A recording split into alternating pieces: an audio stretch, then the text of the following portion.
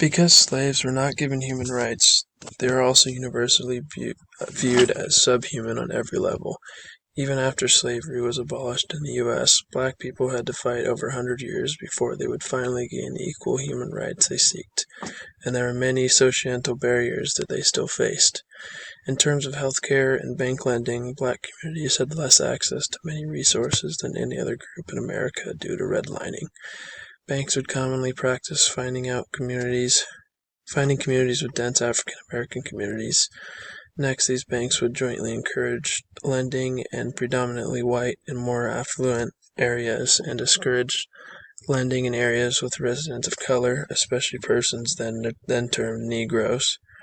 Even with more freedom granted, prejudices from many systems still persisted, as they denied resources to blacks that they normally would to whites.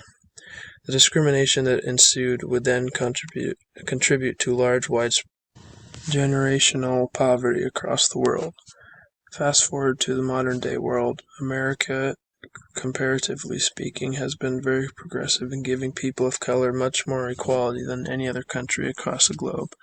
However, even the United States has been unable to heal the wounds across the globe. However, the United States has been unable to heal wounds racism has left on its land.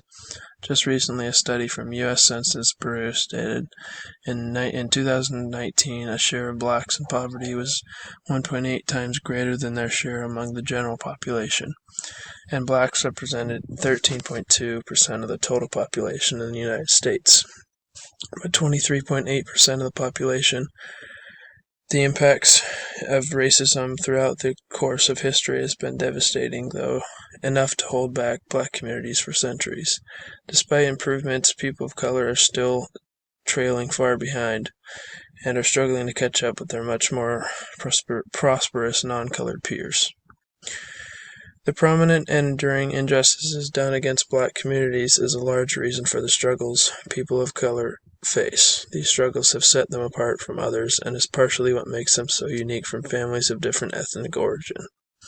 When people of color like Ta-Nehisi Coates speak about the historical mishandling of black lives, people like Mr. Coates are likely venting some of the frustrations and anxieties that they and their ancestors have faced continuously for centuries. The best way to continue advancing forward in healing racial inequalities is to continue to fight all ethnic discrimination that does unfair harm to our fellow peers. We are all human, and all humans deserve to be included in human rights with no exceptions. And that's all.